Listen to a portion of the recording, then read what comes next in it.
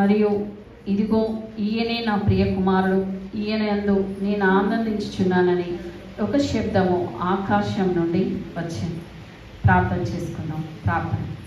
పరిశుద్ధుడా, పరిశుద్ధుడా, మహాగణుడా, మహోన్నతుడా, ఆయన నీకు వందనాలు, నీకు స్తుతులు స్తోత్రములు చేస్తున్నామయ్యా. మాకు ఇచ్చిన తండ్రి మరి ఈ యొక్క విశ్రాంతి దినమకై నాయన నీకు కృతజ్ఞతాస్తుతులు చెల్లిస్తున్నామయ్యా. దేవా, మమ్మల్ని ప్రేమించి దేవా మరి వారమంతా నా బిడ్డలు కష్టపడినారనేసి ఒకరోజు మాకు విశ్రాంతినిచ్చి దేవా ఆ విశ్రాంతి దినము నీ సన్నిధానంలో గడపడానికి మాకు ఇచ్చిన ఈ ధన్యతకే నీకు వందనాలు చెల్లిస్తున్నామయ్యా.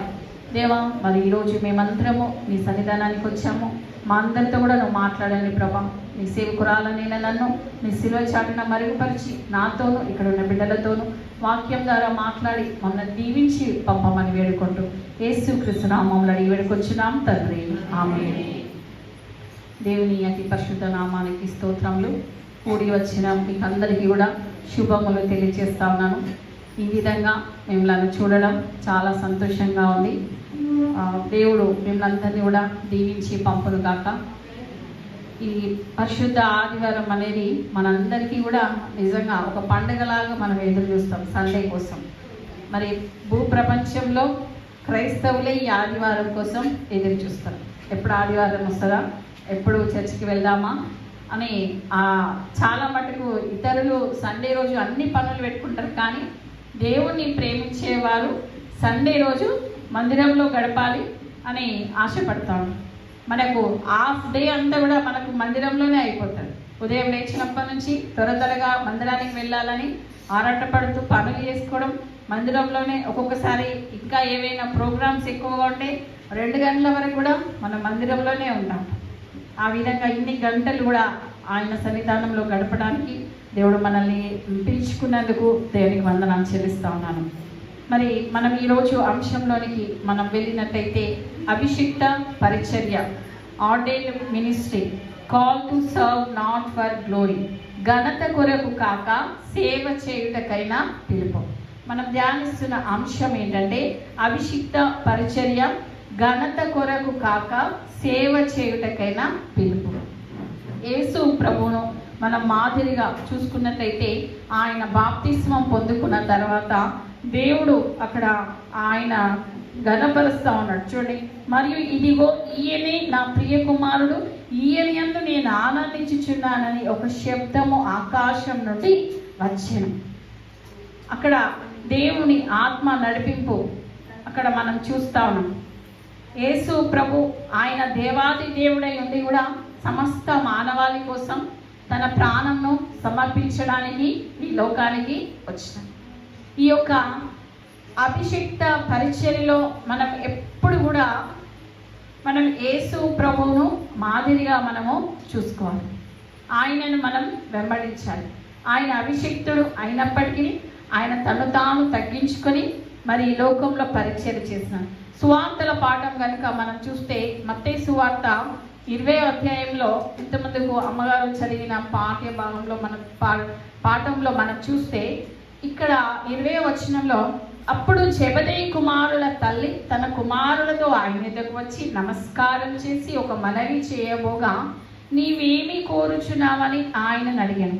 అందుకు ఆమె, నీ రాజ్యమందు ఈ నా 2 కుమారులలో ఒకడు కుడి వైపునను ఒకడు నీ ఎడమ వైపునను కూర్చున్న సెలవిమ్మని ఆయనతో అనెను.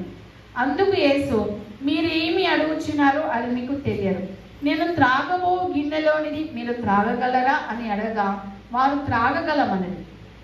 ఆయన, మీరు నా గిన్నెలోనిది త్రాగుదురు, కానీ నా కుడి వైపునను నా ఎడమ వైపునను కూర్చుండనిచ్చుట నా వశమున లేదు.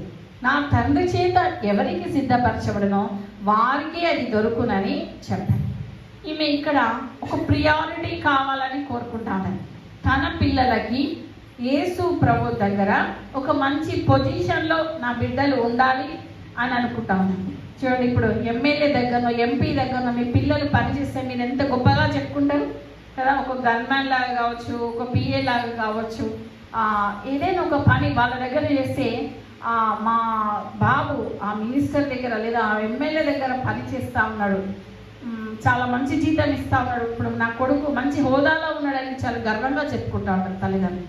ఈ తల్లి కూడా యేసు ప్రభు ఈ బోధకుని దగ్గర నా పిల్లలు కూడా ఉంటే మరి వాళ్ళకి ఇంకా మంచిగా ఉంటుందని ఆలోచించినట్టున్నది.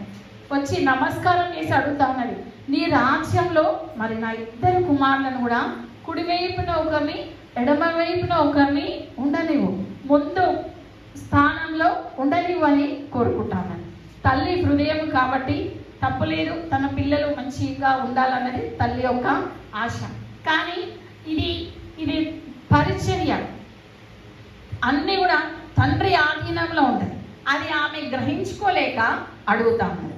అప్పుడు యేసు ప్రభు అంటా ఉన్నాను, మీరు ఏం అడుగుతుర్రో మీకు తెలియదు, నేను త్రాగబో గిన్నెలోని మీరు త్రాగగలరా అని అడగగా వారు త్రాగగలమని. గిన్నెలోనికి త్రాగగలరా అని ఏంటి నమ్మాలి? యేసు ప్రభు యొక్క మరణం. ఆయన ఎంతగా శ్రమపడి మరణించిన ఉన్నాడో ఆయనకు తెలుసు. సరే, మీరు నా ఇరుప్రక్కలో ఒకరినొకరు కూర్చుంటారు కావచ్చు, కానీ నేను పొందబోచున్న శ్రమను మీరు పొందుకోగలుగుతారా అని దేవుడు ప్రశ్నిస్తున్నప్పుడు అది గ్రహించుకోలేక వాళ్ళు అవును మేము త్రాగగలము అని అంటా ఉన్నారు. ఆయన మీరు నా గిన్నెలోని త్రాగుదురు కానీ నా కుడి వైపునను నా ఎడమ వైపునను కూర్చుండనిచుట నా వశంలో లేదు, నా తండ్రి చేత ఎవరికి సిద్ధపరచబడినో వారికే అది దొరుకునని చెప్పాను. ఒకవేళ మీరు నాలాగనే సిల్వ వేయబడి చనిపోతారు కావచ్చు, దేవుని కోసం హతసాక్షులైతారు కావచ్చు, కానీ నా ఇరుప్రక్కలో కూర్చుండనిచ్చే అధికారం నాకు లేదు, అది తండ్రి ఆధీనంలో మాత్రమే ఉన్నది అని సెలవిస్తున్నప్పుడు మిగతా శిష్యులు సరిగుతారు అనమాట.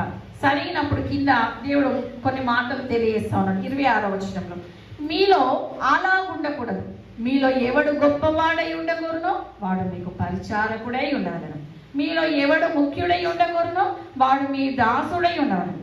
అలాగే మనుష్య కుమారుడు పరిచారం చేయించుకొనుటకు రాలేదు కానీ పరిచారం చేయుటకును అనేకులకు ప్రతిగా విమోచన క్రయధనముగా తన ప్రాణం ఇచ్చుటకును వచ్చెనని చెప్పెను. చూడండి, అభిషిక్త ఆరాధన, చూడండి అభిషిక్త పరిచర్య అంటే ఏంది? వాళ్ళని ఏదో గొప్ప చేయడం కాదు, వారు పరిచారకులు అన్నమాట. యేసు ప్రభు ఏమన్నా, నేను ఇక్కడికి పరిచార్యం చేయించుకుంటూ రాను, నేను పరిచర్య చేయడానికి వచ్చాను. ఎవడు గొప్పవాడై ఉండగోరునో వాడు మీకు పరిచారకుడై ఉండవాలి. చూడండి, నీతో ఎవరైనా బాగా పని చేయించుకుంటే నీకేమనిపిస్తుంది? కోపం వచ్చేస్తుంది. నిన్ను ఎవరైనా చాలా తీసి పడేసినట్టుగా చేస్తే నీకేమనిపిస్తుంది? నేను ఇంకోసారి వాళ్ళ ఇంటికి వెళ్ళను అని అనిపిస్తాను. కానీ మనం అన్ని పరిస్థితులను కూడా ఎదుర్కొనే వారమై ఉండాలి. మనల్ని మనం గొప్ప చేసుకోవడానికి ఈ లోకంలోనికి మనము రాలేదు. ఘనత కొరకు కాక సేవ చేయుటకైనా పిలుపు కలిగిన వారమై మనము ఉండాలి. దేవుడు నిన్ను పరిచర్య నిమిత్తం దేవుడు నిన్ను పిలుచుకున్నాడంటే నిన్నేదో మనుషులు పొగడాలని ఘనపరచాలని కోరుకోకూడదు. దేవుని నామం ఘనపరచబడాలి. చూడండి, కొంతమందికి ఫుల్ అనాయింటింగ్ ఉంటుంది, అంటే వాళ్ళు సేవకులుగా వాళ్ళు వాడబడతారు, పాస్టర్స్గా వాడబడతారు. కొంతమంది అనభిషిక్త పరిచర్య అంటే వాళ్ళకు అభిషిక్త పరిచర్య కాదు, కానీ మందిరంలో జరిగే అన్ని సేవా కార్యక్రమాలలో వాళ్ళు పాల్గొంటూ ఉంటారు. అది అనభిషిక్త పరిచర్య. అది కూడా సేవలో ఒక ప్రాముఖ్యమైన భాగమే. ఏది నీకు ఇచ్చినా కూడా అది నీ నామ ఘనత కొరకు కాకుండా దేవుడు నాకు ఈ పని ఇచ్చినాడు కాబట్టి ఇది దేవుని కోసం నేను చేస్తున్నాను అనుకోవాలి. అర్థమవుతుందా అండి? దేవుడు నిన్ను అక్కడ వాడుకుంటున్నాడంటే దేవుడు నిన్ను అక్కడ ఏర్పరచుకున్నాడు అంతే. అంతేకాని మనల్ని మనము గొప్ప చేసుకోవడానికి కానే కాదు. ఎప్పుడు కూడా అలాంటి వారి ఎడల దేవుడు సంతోషించాడు. నువ్వు ఎంతగా దేవుని కోసం వాడబడినా కూడా నువ్వు చిన్న ప్రార్థన చేసుకోవాలి. దేవా, ఇదంతా నీ వలనే ప్రభువా, నాది ఏది కూడా కాదు. ఈ పని చేయగలిగినానంటే ఇది నువ్వు ఇచ్చిన ఆరోగ్యం, నువ్వు ఇచ్చిన బలం. వాక్యం ఇంత బాగా చెప్పగలిగినానంటే అది నువ్వు ఇచ్చిన జ్ఞానం, నువ్వు నన్ను నిలబెట్టుకున్నావు. అంతేకాని నాది ఏమీ లేదు ప్రభువా, నీవు ఘనపరచబడాలి అనేసి మనం ప్రార్థన చేసుకోవాలి. మనల్ని మనం తగ్గించుకోవాలి. ఆ తగ్గింపు అనేది క్రియారూపంలో కూడా ఉండాలి. కొంతమంది ప్రార్థనే చేసుకుంటారు, కానీ వారి ప్రవర్తనలో అది మనకు కనిపించదు. ఇక్కడ దేవుడు అదే చెప్తాను. ఇక్కడ ఈ సహోదరుల గురించి ఆ తల్లి చెప్తా ఉన్నది, ఇద్దరిని అటొక్కరిని ఇటొక్కరిని కూర్చోబెట్టుకో ప్రభు నీ రాజ్యంలో. కానీ ఇక్కడ దేవుడు ఏమన్నట్టు, మీలో ఎవడు గొప్పవాడై ఉండవలనో వాడు మీకు పరిచారకుడై ఉండవలను. ఈ మందిరంలో మేము అన్ని పనులు చేస్తామండి. నేను ఎప్పుడైనా ఇక్కడ 4-5 రోజులు ఉన్నదంటే ఇక నా పని అంతా ఇక క్లీనింగ్ అనమాట. శుభ్రత ఎప్పుడు ఉండను కదా, అన్నీ శుభ్రం చేసుకుంటా ఉంటాను. టైం దొరికిన కొద్దీ అన్నీ ఎక్కడెక్కడ ఏమేమి పెండింగ్ వర్క్స్ ఉన్నాయో అవన్నీ శుభ్రం చేసుకుంటా ఉంటాను. పోయే వరకు అసలు రెస్టే ఉండదు. వచ్చిన నిమిషం నుంచి మళ్ళీ కారికే నిమిషం వరకు రెస్ట్ ఉండదండి. కారికి ఇలా పగ్గాలు దాటుతుందో లేదో నేను నిద్రలోకి వెళ్ళిపోతాను. అంతే, ఇక అలసిపోతాను, నిద్రపోతాను. అంతగా దేవుడు నన్ను తన పరిచర్యలో వాడుకుంటాడు. నాకు ఒకటే దేవుని స్తుతిస్తా, దేవా మరి ఇక్కడ ఇన్ని రోజులు పని చేసుకోవడానికి, నేను సేవ చేసుకోవడానికి నాకు ఇచ్చినందుకు, నాకు ఇచ్చిన ఆరోగ్యంకే నీకు వందనాలు. ఇక్కడికి వస్తున్నప్పటి నుంచే ప్రార్థన చేసుకుంటా ఉంటాను. ఎందుకంటే శరీరం చాలా బలహీనమైంది. మనసు ఆత్మ కొట్టుకుంటా ఉంటుంది, కానీ శరీరం సహకరించాలి కదా. ఎన్నో అనారోగ్యాలు, ఎన్నో బలహీనతలు, మరి వీటన్నిటిని జయించుకొని నేను పోవాలి. ప్రభా నన్ను బలపరచు, కుటుంబం అంతా కూడా ఆరోగ్యంగా ఉండాలి, కుటుంబాన్ని బలపరచు అని ప్రార్థన చేసుకుంటున్నప్పుడు దేవుడే ఆ విధంగా బలపరచి ఇక్కడ సేవలో వాడుకుంటున్నాను. మరి ఇవన్నీ కూడా దేవుని ఘనత కొరకే, కానీ మానవుల యొక్క ఘనత కొరకు కాదు. నేను మొన్న యూట్యూబ్లో ఒక వ్యక్తిని చూస్తా ఉన్నాను. ఆయన ఒక సింగర్. ఆ ఒక్క పాట ద్వారా ఆయన చాలా ఫేమస్ అయిపోయింది. ఆయనను ఆహ్వానిస్తూ ఉన్నారు ఒక ప్రార్థన కూడికకి. ఎలా ఆహ్వానిస్తున్నారంటే, ఆయన ఎంత పొడుగునో అంత పొడుగు దండేసిరు. ఆయన గులాబీ పూల దండ అంత పొడుగు దండేసి మొత్తం పూలు చల్లుకుంటూ ఆయన తీసుకెళ్ళిపోతా ఉన్నాడు. ఆయన ఏమో కూలింగ్ గ్లాసెస్ పెట్టుకొని అటు ఇటు ఆడపిల్లలు ఆడవాళ్ళందరూ కూర్చొని ఆయన పూలు చల్లుకుంటూ తీసుకొని వెళ్తాం. ఏమి సాధించినమని అంత ఘనత మనుషులకి దక్కాలి. చూడండి, యేసు ప్రభువును మనం మాదిరిగా చూసుకుంటే ఎక్కడికి వెళ్ళినా కూడా ఆయన తగ్గింపునే మనం చూస్తాము. ఆయన అభిషిక్తుడని కదా. యేసుక్రీస్తు ప్రభు ఉన్న అర్థం ఏంటి? ఆయన అభిషిక్తుడు అనమాట. అభిషిక్త పరిచర్య చేయడానికి ఆయన ఈ లోకంలోకి వచ్చి ఎక్కడ కూడా తను గొప్ప చేసుకున్నట్టుగా మనము చూడలేదు.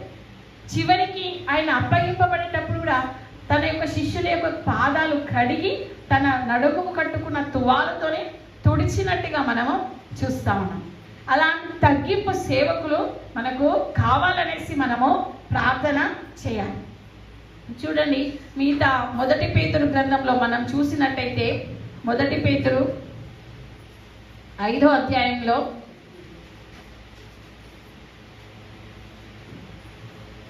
1వ వచనం చూస్తే, తోటి పెద్దను క్రీస్తు శ్రమలను గూర్చిన సాక్షిని బయలుపరచబడో మహిమలో పాలివాడునైనా నేను మీలోని పెద్దలను హెచ్చరించున్నాను.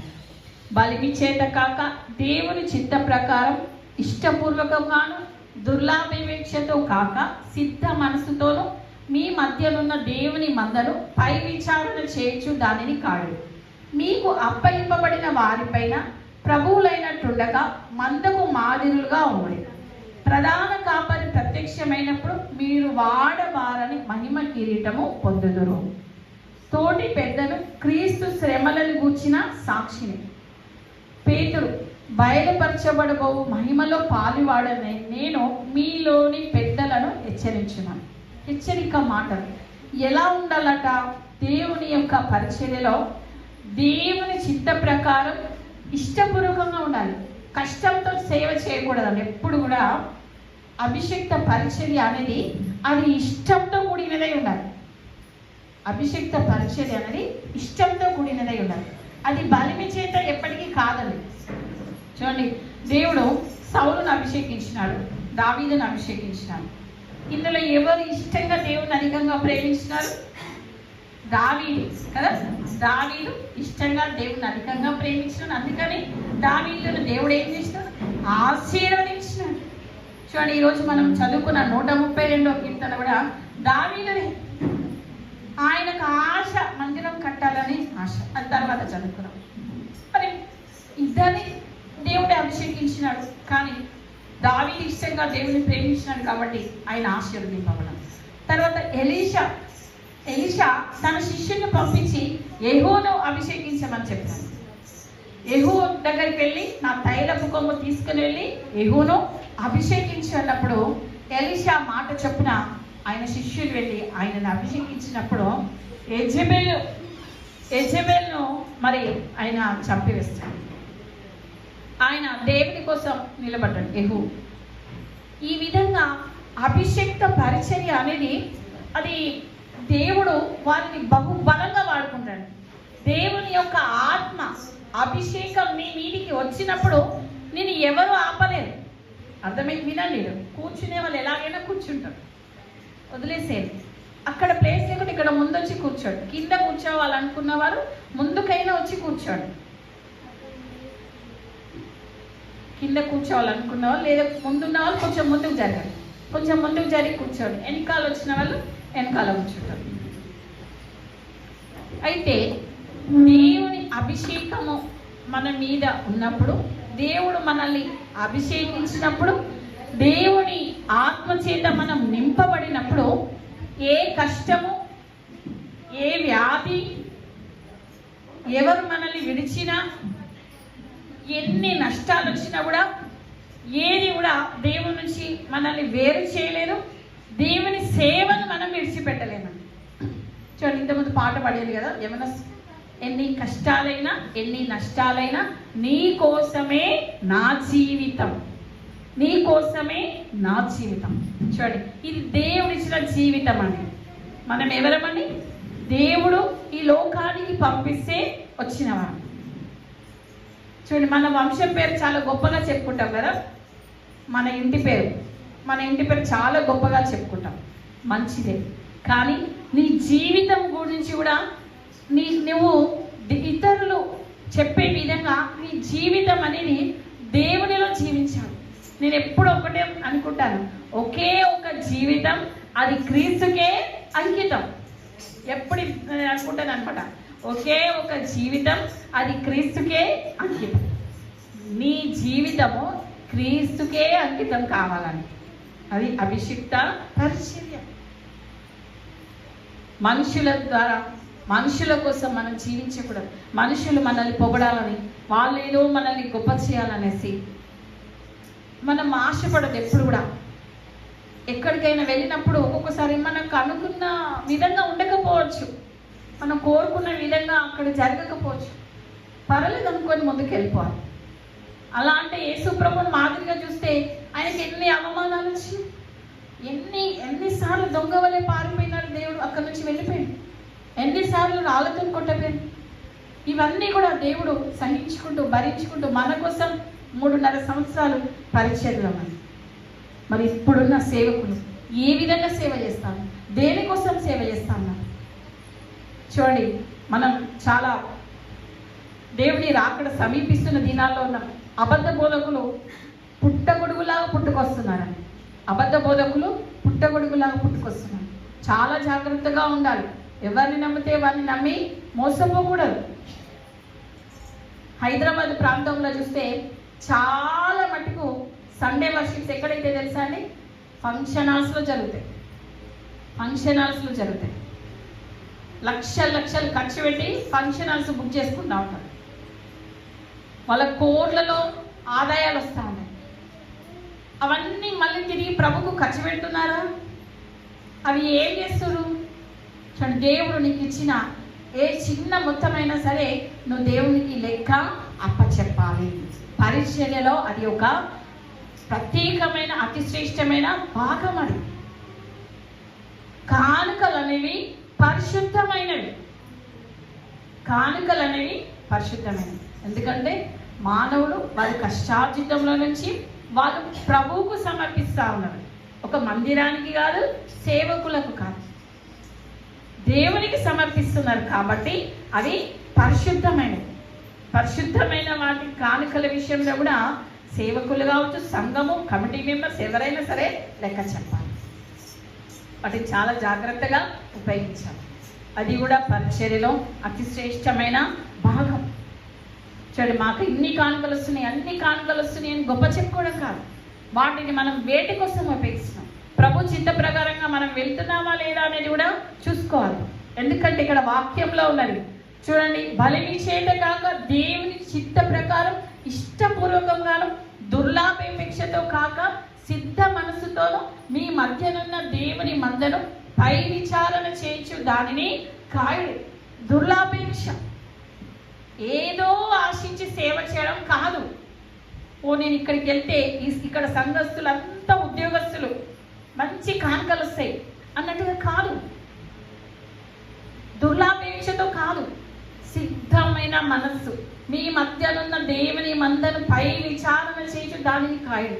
నీకు 4 గొర్రెలనే దేవుడు ఇచ్చినాడా? ఆ 4 గొర్రెలనే కాయు. 4 గొర్రెలని దేవుడు ఇచ్చిన ఆ 4 గొర్రెలనే నొక్కాలి. మొన్న నేను ఒక సాక్ష్యం వింటాను. ఒక బ్రదర్, ఆయన మంచి సింగర్, మంచి బిలీవర్, నన్ను నీవు మరువక అనే పాట పాడి, అయితే ఆ పాట వీడియో చేసేటప్పుడట గొర్రెలు దాని ముందు యేసు ప్రభు ఉన్నట్టుగా వీడియో చేయాలి. అయితే ఆ బ్రదర్ చెప్తుండట, అక్కడ కాపరి ఉన్నాడు, ఆ గొర్రెలను కాసే కాపరి ఉన్నాడు. అయితే కొన్ని గొర్రెలు అటువైపు చూడాలి, ఎలా అంటే నో ప్రాబ్లం నేను వాటికి చెప్తాను అనేసి, కొన్ని ఇటు చూడాలి కొన్ని అటు చూడాలి అని అంటే సరే అనేసి చెప్పినట. ఆ గొర్రెల మధ్యలోకి వెళ్ళిపోయి నిలబడి మీరు అటువైపు చూడండి మీరు ఇటువైపు చూడండి అని గొర్రెలతో మాట్లాడినట. వెంటనే ఆ గొర్రెలు కొన్ని అటు చూస్తున్నాయట, కొన్ని ఇటు చూస్తున్నాయట. అప్పుడు అలా కొద్ది సమయం షూటింగ్ చేశారు. చూసిన తర్వాత ఇప్పుడు అన్నీ ఒకటే వైపులా చూడాలి అని అంటే అన్నీ మీరందరూ ఒకటే సైడ్ అటు చూడండి అని గొర్రెల కాపరి చెప్పినాడు. ఆ గొర్రెలన్నీ ఒకటే వైపు చూస్తుంటే అలా కొద్దిసేపు షూటింగ్ చేశారు. ఇది సాధ్యమవుతుందో కాదో, కానీ ఇది ఒక్కటి మాకు లాస్ట్ అని అంటే ఏంటి చెప్పండి నేను చేసేస్తాను అంటుంటాడు ఆ కాపరి. ఇప్పుడు యేసు ప్రభులాగా ఒక వ్యక్తి నడుచుకుంటూ వెళ్తూ ఉంటాడు, ఆయన వెనకాల ఈ గొర్రెలన్నీ కూడా వెళ్ళాలి అని ఆయన చెప్పినప్పుడు ఇంతేనా, నో ప్రాబ్లం నేను చేస్తాను అనేసి ఆ వ్యక్తిని అలా నడుచుకుంటూ వెళ్ళమనండి అంటే యేసు ప్రభులాగా ఆ వ్యక్తి వెళ్తా ఉన్నాడు. అయితే ఆ గొర్రెలకు ఆజ్ఞాపించాడు, మీరందరూ ఆయనను ఫాలో అవ్వండి అని చెప్పేసినాడు. అంటే ఆ గొర్రెలన్నీ కూడా ఆ వ్యక్తి వెనకాలనే వెళ్ళిపోతా ఉన్నాయి. ఆయన కాపరి ఏమన్నా కాదు కదా, ఆ గొర్రెల కాపరి వేరే కదా. అంటే ఆ కాపరి మాట ఆ గొర్రెలన్నీ కూడా వింటా ఉన్నాయండి. ఎలా చెప్తే అలా వింటా ఉన్నాయట. వాటికి నోరు లేదు, కానీ అయినా కూడా అవి ఏం చేస్తా ఉన్నాయి, వింటా ఉన్నాయి.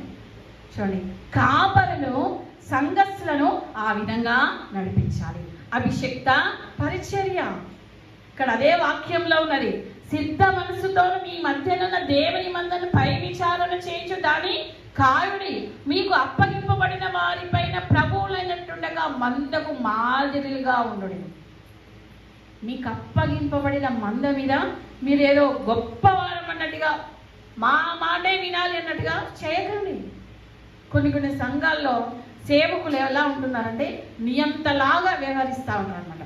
అంతే, ఇంకా ఏది చేయాలన్నా అంతే వాళ్ళ ఇష్ట ప్రకారమే ఉండాలి, లేకుంటే ఇంకంతే.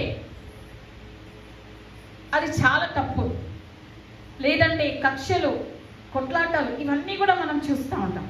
కానీ వాక్యం ఏం సెలవిస్తుందంటే ప్రభువులైనట్టు ఉండకుండా మందకు మాదిరిగా ఉండండి. మిమ్మల్ని చూసి సంఘమంతా కూడా ఆ విధంగా నడిపింపబడాలండి. సేవకులను చూసి సంఘమంతా కూడా ఈ సేవకుల వలె మేము కూడా ఆ విధమైన మాదిరికరంగా మేము జీవించాలి అన్నట్టుగా ఉండాలి. అభిషిక్త పరిచర్య. చూడండి కింది వచనాల్లో, ప్రధాన కాపరి ప్రత్యక్షమైనప్పుడు మీరు వాడబారని మహిమ కిరీటము పొందుదురు.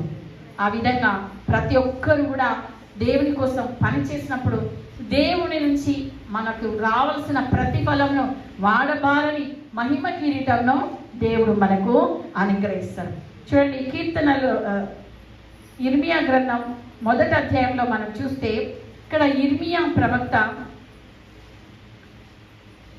ఇర్మియా ప్రవక్తను దేవుడు పేరు పెట్టి పిలుచుకున్నప్పుడు ఆయన అంటా ఉన్నాడు, యెహోవా వాక్కు, మొదటి అధ్యాయం 4వ వచనంలో, యెహోవా వాక్కు నాకు ప్రత్యక్షమై ఇలాగ సెలవిచ్చాను, గర్భంలో నేను నిన్ను రూపింపక మునిపే నిన్నెరిగితిని, నీవు గర్భం నుండి బయలుపడక మునిపే నేను నిన్ను ప్రతిష్ఠించితిని, జనములకు ప్రవక్తగా నిన్ను నియమించితిని.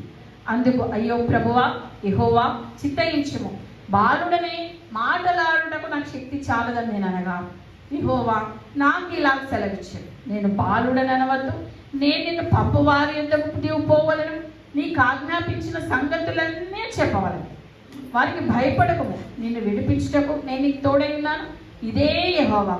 అప్పుడు యెహోవా చేయి చాపి నా నోరు ముట్టి ఇలా సెలవిచ్చాడు, ఇదిగో నేను నీ నోట నా మాటలు ఇచ్చినాను, పెళ్ళగించుటకును, విరగొట్టుటకును, నశింపజేయుటకును, పడద్రోయుటకును, కట్టుటకును, నాటుటకును నేను ఈ దినమున జనముల మీదను రాజ్యముల మీదను నిన్ను నియమించినాను. ఇర్మియా ప్రవక్త, కన్నీటి ప్రవక్త ఈయనకున్న పేరు.